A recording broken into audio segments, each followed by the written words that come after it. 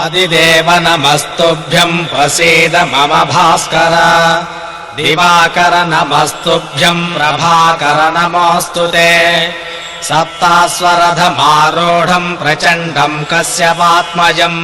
జగామచ యథాగతం, ఎలా వచ్చాడో అలా వెనక్కి వెళ్ళిపోయాడు. అదేమిటి మరి నిలబడద్దా? అది గురువుకున్న విశ్వాసం. వేదాంతర్గతమైనటువంటి ఈ స్తోత్రం ఏదున్నదో ఇవాళ నేను ఎత్తి రాముడికి ఇచ్చాను, వాల్మీకి ఎత్తి లోకానికి ఇస్తున్నారు. కానీ ఇది గుహ్యం, సనాతనం. ఇది పని చేసి తీరుతుంది, ఫలితాన్ని ఇచ్చి తీరుతుంది. ఇంకా నమ్మకం ఉన్నాక చూడడం ఏమిటి? వాళ్ళు చూస్తారు, నీ చూడక్కల్లా. ఇచ్చేసానంటే రావణుడు చచ్చిపోయినట్టే. అందుకే వెళ్ళిపోయాడు అగస్త్యుడు. వెళ్ళిపోయాడా లేదా రావణుడు? ఆ తర్వాత రామచంద్రమూర్తి యుద్ధం చేస్తున్నారు. తలకాయలు పడగొట్టారు, కింద పడిపోతున్నాయి, మళ్ళీ మొలిచంటుకుంటున్నాయి. మాతలి చూసన్నాడు, ఎంతసేపు ఈ క్రీడ? దుశ్శకనములు కనపడుతున్నాయి రావణాసురుడికి, నీకు శుభశకనములు కనపడుతున్నాయి. రావణుడు అస్తమించేటటువంటి సమయం ఆసన్నమైంది, బ్రహ్మాస్త్ర ప్రయోగం చెయ్యి అన్నాడు. చిత్రం ఏమిటంటే ఆ బ్రహ్మాస్త్రాన్ని ఇచ్చినవాడు కూడా అగస్త్యుడే. అరణ్యకాండలో దాని ములుకు చివర సూర్యుడు అగ్ని ఉంటారు. అధిదేవత ప్రత్యధిదేవత సహిత అంటామే, అగ్ని సూర్యుడు ఉంటారు. దాని యొక్క బాణము యొక్క శరీరం అంతా కూడా బ్రహ్మతేజస్సు ఉంటుంది. వింధ్య పర్వతము మేరు పర్వతము కలిసి ఎంత బరువు ఉంటాయో ఆ బాణము అంత బరువు పొందుతుంది. దాని నిండా భయంకరమైనటువంటి శత్రువుల యొక్క నెత్తురు కొవ్వుతో పూయబడి ఉంటుంది. ఒక్కసారి ఆ మంత్రాన్ని స్మరించి బ్రహ్మాస్త్రాన్ని అభిమంత్రించి రాముడు విడిచిపెడుతుంటే పర్వతములు ఘూర్నిల్లాయి, సముద్రములు క్షోభించాయి, లోకములు కలవరపడ్డాయి. బ్రహ్మాస్త్రం వెళ్ళి రావణాసురుడి యొక్క గుండెల్లోకి దిగబడింది. వెంటనే కింద పడిపోయాడు. బ్రహ్మాస్త్ర ప్రయోగం చేశాడు, రావణ సంహారం అయిపోయింది. అస్త్రం ఇచ్చినవాడు అగస్త్యుడే, ఆదిత్య హృదయం ఇచ్చినవాడు అగస్త్యుడే. మరి అస్త్రం ఉన్నవాడికి ఎందుకు గుర్తు రాలేదు? చింతాశోక ప్రశమనం. అబ్బా ఏమిట్రా ఈ యుద్ధం ఎంత చేసినా! గతంలో చేసిన యుద్ధం ఎదురుగుండా ఉన్న రావణుడి శక్తికి చింత పొందినటువంటి రాముడికి నీ దగ్గర బ్రహ్మాస్త్రం ఉందని గుర్తు చేయలేదు. ఒక్కసారి ఇది జపం చేయి, నీకు అన్నీ వస్తాయి. జపం చేశాడు, ఏమైంది? సూర్యుడు బలికాడు. త్వర అన్నాడంతే, తొందరపడు, అయిపోయింది నీ పని అన్నాడు. అంతే, రథం ఎక్కాడు, బ్రహ్మాస్త్ర ప్రయోగం చేశాడు, రావణాసుర సంహారం అయిపోయింది. ఎంతసేపు అండి దైవానుగ్రహం కలిగితే మారడం? దారి తప్పిపోయి అరణ్యంలోకి వెళ్ళిపోయాడు. తెలిసిన్నవాడు ఉన్నాడు, ఇలా ఎక్కి వెళ్ళిపోతావు ఊరుకన్నాడు. అది చెప్పేవాడు ఉంటే చాలు. అలా ఉద్ధరించిన వాడెవడో వాడు ఋషి.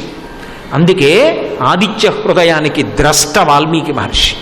అగస్త్య మహర్షి ఆదిత్య హృదయాన్ని రామచంద్రమూర్తికి ఇస్తే ఉదారుడై మనందరి కోసం ఇంత శక్తి సమన్వయమైనటువంటి ఆదిత్య హృదయాన్ని మహర్షి మనకిచ్చారు.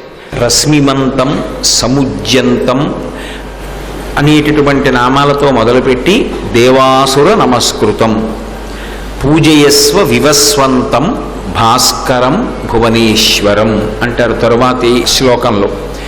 నామాలు మొదలు పెడుతున్నారు. నామము అంటే కేవలము పేరు కాదు, అది భగవద్ విషయంలో గౌణముగా మారిపోతుంది. గౌణమైనటువంటి నామాన్ని ప్రతిపాదన చేసేటప్పుడు అగస్త్య మహర్షి రామచంద్రమూర్తితో ఒక విషయాన్ని హెచ్చరికగా చెప్తున్నారు. ఇది ఏదో వినడం కాదు రామ, పూజయస్వ అన్న మాట మధ్యలో వేశారు చూడండి. రశ్మిమంతం సముద్యంతం దేవాసుర నమస్కృతం, పూజయస్వ వివస్వంతం, భాస్కరం భువనేశ్వరం. ఇప్పుడు అందులో పూజయస్వ అన్న మాట తీసేయండి. తీసేస్తే అందులో ఎన్ని నామాలు వస్తాయి ఆ శ్లోకంలో? అందులో ఉన్నవి రశ్మివంతం, సముద్యంతం, దేవాసుర నమస్కృతం, వివస్వంతం, భాస్కరం భువనేశ్వరం. అదే పూజయస్వ కలుపుకున్నారనుకోండి 7, పూజించు అని. పూజయస్వ అన్న మాటకు అర్థం ఏమిటంటే రామ ఈ ఆదిత్యుణ్ణి పూజించు అని. ఇప్పుడు మీరు ఇందులో ఒక విషయాన్ని బాగా గమనించవలసి ఉంటుంది. పూజించు అన్న మాట లౌకికంగా ప్రయోగించామనుకోండి, అయ్యా మీరు పూజ చేసుకురండి అన్నాను అనుకోండి, దాని అర్థం ఏమిటి? దానికి కొన్ని సంబారాలు ఉంటాయి, అక్కడ ఒక మూర్తి ఉంటుంది. అది శ్రీ మహావిష్ణువు కానివ్వండి, శివలింగం కానివ్వండి, శారదా పరమేశ్వరి కానివ్వండి, కామాక్షి కానివ్వండి, తత్వతః అవన్నీ ఒక్కటే అయినా ఏదో మనసుకి ఇష్టాయిష్టములనేటటువంటి ఉంటాయి కాబట్టి దేని యందు ప్రీతితో మనసు నిలబడుతుందో అటువంటి మూర్తిని ఒకదాన్ని సాకారంతో ఎదురుగుండా పెట్టుకుంటాం. పెట్టుకుని దానికి కొన్ని ఉపచారములు చేస్తాం, షోడశోపచారములు అంటారు కదా, అటువంటి ఉపచారములు ఏదో ధ్యాయామి, ఆవాహయామి, ఆసనం సమర్పయామి, ఏదో పాదయోహో పాద్యం, హస్తయోహో అద్యం, ముఖే ఆచమనీయం, స్నానం, వస్త్రద్వయం, యజ్ఞోపవీతం, ఇలా ఏవో ఉపచారాలు చేస్తాం, 16 ఉపచారాలు. అప్పుడు పూజ చేశాడు అని అంటాం. పూజ చెయ్యండి అన్న మాటకి బాహ్యార్థం అంతే. అక్కడ ఒక మూర్తి ఉంటుంది, కొన్ని సంబారాలు ఉంటాయి, ఆ వ్యక్తి కూర్చుంటాడు, నోటితో ఏదో ఉపచారాన్ని చెప్తాడు, చేత్తో దాన్ని చేస్తాడు. మూడవది అత్యంత ప్రధానం, మనసు అక్కడ పెడతాడు. ఇవన్నీ అక్కడే ఉన్నాయి. మూర్తి ఉంది, సంబారాలు ఉన్నాయి, చేసేటటువంటి యజమాని ఉన్నాడు, చేస్తున్నాడు, నోటితో మంత్రం చెప్తున్నాడు, మనసొక్కటే అక్కడ లేదు. ఈశ్వరుడు పుచ్చుకుంటాడా?